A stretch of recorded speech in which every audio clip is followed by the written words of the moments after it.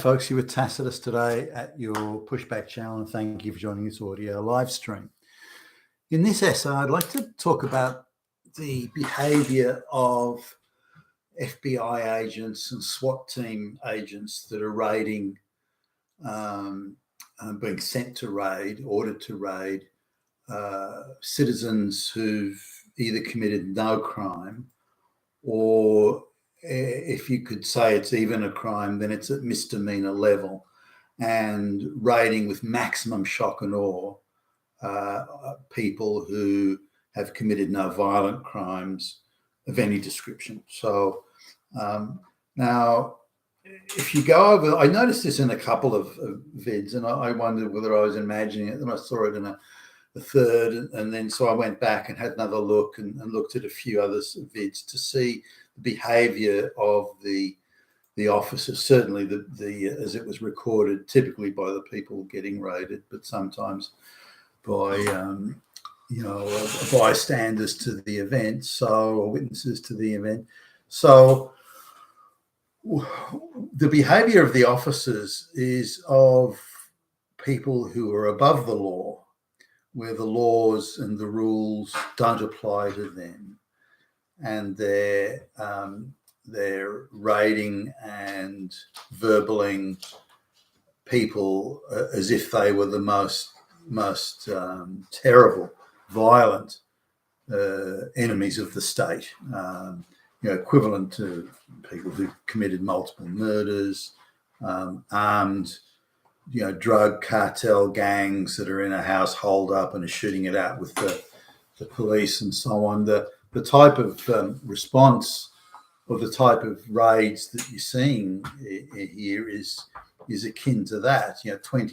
20 agents descending on a house that's got to arrest one man for a minor misdemeanor, when that same man's lawyer has already said to the police, if they want to have a talk or they want to do an interview or anything like that, that this man will voluntarily go to meet the authorities, at a police station or an FBI office or whatever, should that be required, and that the lawyer has put that offer in writing to the law enforcement, Department of Justice authorities. Yet they choose still to send a fully kitted up SWAT team to raid the man's house in the early morning. On the floor, freeze! On the floor, motherfucker! And the whole dramatic thing. When it's a misdemeanor, assuming it's even a crime, which and the only way that's to be determined is in a court of law, a fucking court of law, an independent court of law. And yet in goes the SWAT team, body armor, automatic weapons, helmets, the whole 9 yards to arrest this one man who's volunteered to come in anyway. So now the behavior of these officers, the raiding officers, was quite apart from the swaggering and the when we're not responsible to any authority, the behaviour of them was such that they figure themselves above the law. Now, if you interact with police officers, I'm talking not SWAT team necessarily, but normal police officers, and you remind them that their job is to uphold the law, of course, enforce the law, but their job is also to abide by the law, as it is any citizen's responsibility to abide by the law.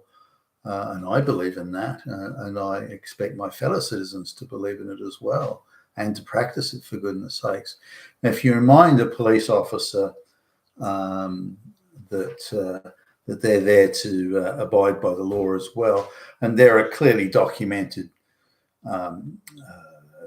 boundaries and limitations to the powers of the police, and they're often referred to, depending on the jurisdiction, the Police Powers Act or the Police Powers legislation, or things like that. And in your state or territory or nation, there'll be a similarly codified set of responsibilities and legal limits to the things that police can do. So so this is a very important aspect here now. When and I saw a police officer try and bail up a man in a supermarket where they'd put the mask wearing things for the COVID that had come up, and they'd taken it off, put it back, taken it off, and they were putting it back again, and they'd put it on that reinstituted it that same morning. And this was early-ish in the morning. There was a man in a supermarket, and he wasn't wearing the mask, and the police officer shouted at the guy across the store, like in a voice of, I've got lots of authority here and I can do what I want type tone, and was talking to the man as if he was the most vile, evil, law-breaking criminal that the world had ever known. But the man wasn't put off, and he I don't know, maybe he was a lawyer or something, I don't know, but he pointed out the limitations of the Police Powers Act, and that if that officer wanted to enforce any law, that the law had to exist on the statute books and had to be voted as such, and by the people's elected representatives in the lawmaking parliament or Congress or whatever it might be in any jurisdiction, and invited the police officer to discuss this in front of a magistrate in a court of law. And the police officer couldn't turn around and walk off quick enough. So there are limitations to that, but the police officer realised that they were, their job was to abide by the law, and if they do anything ill-advised, they can find themselves in court and being cross-examined based on the limits and the codifications of the Police Powers Act. Now, I've also, I've seen similar things where, for example, police are going after somebody, and the person, the matter's already sub judice, it's already sort of going through a legal process, if you like, and or the preliminaries at least of the legal process, and the police have decided to, for whatever reason, intervene, and where no crime has been committed, nor alleged for that matter, and where one party can produce sworn testimony that's been entered as evidence in a court of law, and with a deposition signed by a judge in a court of law, and produce these to the officer and the police officer, and point out to the officer that if they do anything that contradicts the sworn testimony, that they'll be required to appear in a court of law in front of a judge and show cause for their actions. And once that's explained, the police officers back off very quickly, because they know that they are required to abide by the law. And we don't have laws for Billy Bob, but Jimmy Jack can do what he wants. That's not how it works, and that's called the rule of law. It applies equally to everybody. Now, let's come back to these FBI and SWAT raids. These are people that typically they're only called out if a confrontation is expected with someone who's committed a capital offence, or is believed to have been committed a capital offence, and who is believed to be armed and dangerous, reasonably believed to be armed and dangerous, and where he has, confederates or associates who are armed and dangerous, believed to be in the same building or premises or whatever. And that's where a heavily armed team is brought in, because it's believed that there's going to be a lot of armed resistance that must be overcome, or needs to be overcome, in order to reasonably prosecute the law and uphold the law and enforce the law. So it's now, that's the type of response. That's what a SWAT team, particularly a 20-man body armor and everything SWAT team, that's what a SWAT team does, or an FBI raid in this case. Now, how would you send a team of that size, and given that's their purpose, that's why they were created, to overcome violent armed resistance, people who are going to refuse to accept a summons or refuse to accept being arrested or whatever. That's those are the guys. Those are the heavy dudes you send in for that sort of those people who will violently refuse to accept their arrest. But instead, they send that team in over somebody who was refusing to wear a mask during the COVID, or people that objected to their business being arbitrarily closed down during the COVID debacle. So why would you, or in this case, a Christian preacher?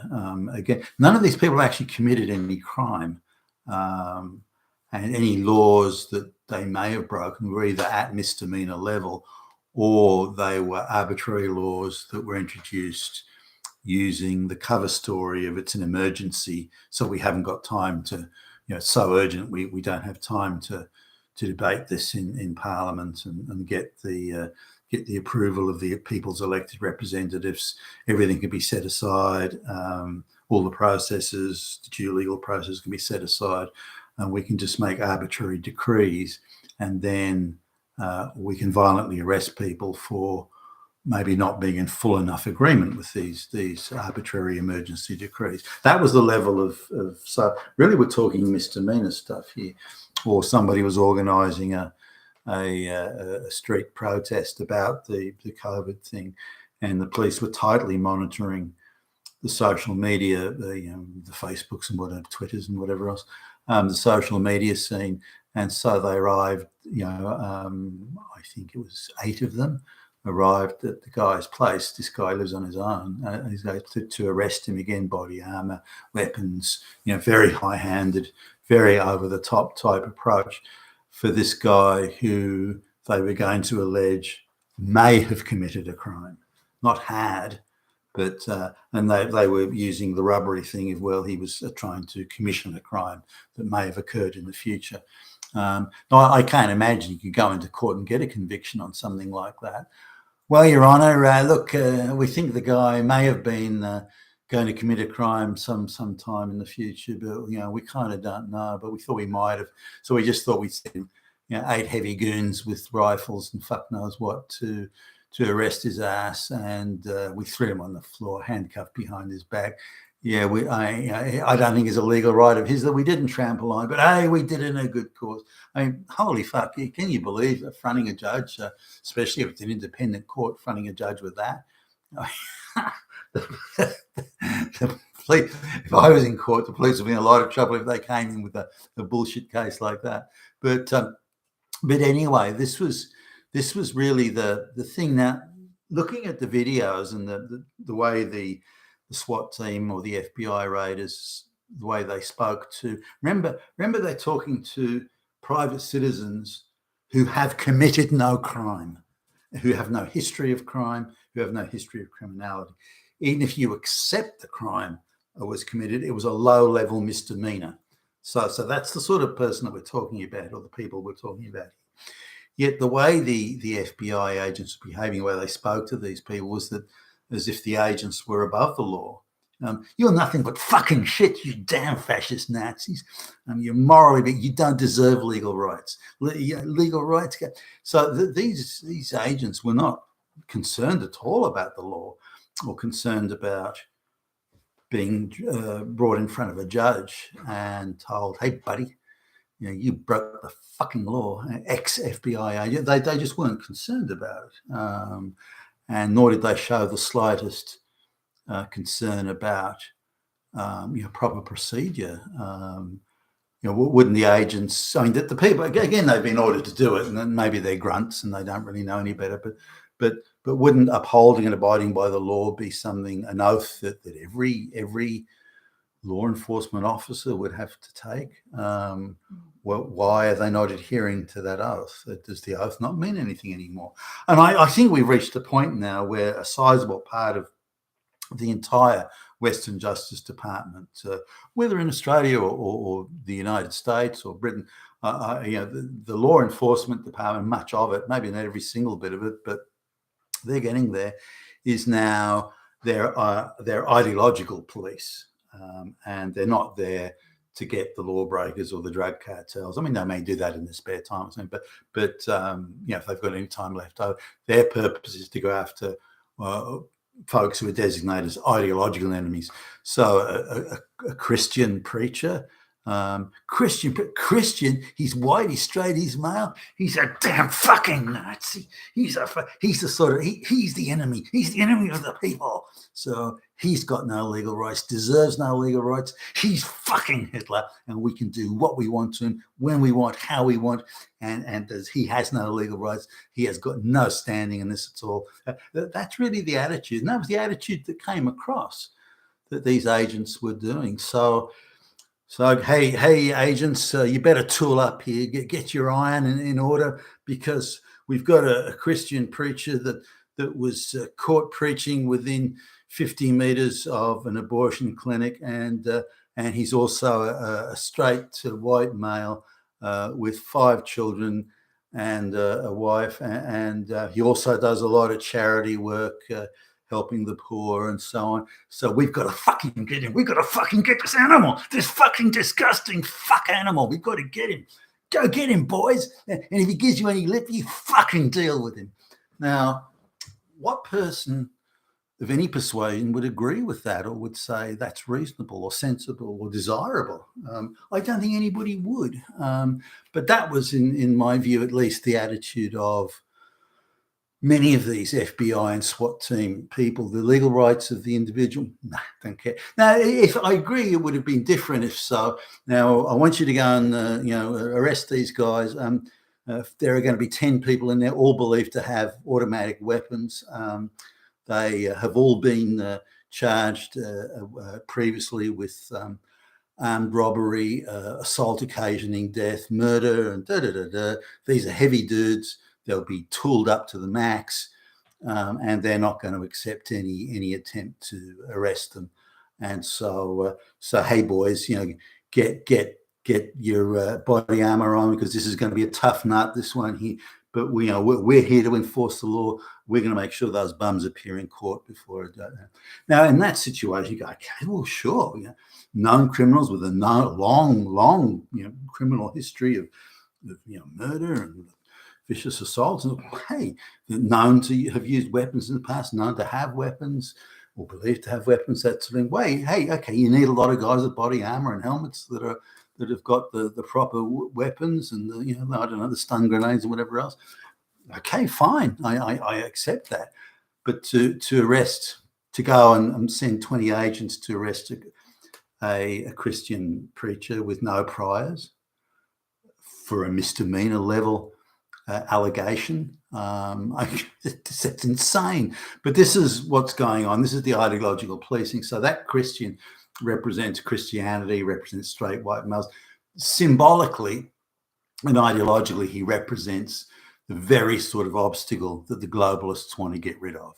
He epitomizes the obstacles that the globalists want to crush, and they're quite happy to use the apparatus and organs of state to do it. The problem is that you can't do this sort of thing and uphold the rule of law, equal application of the law, and you can't do it and uphold due legal process.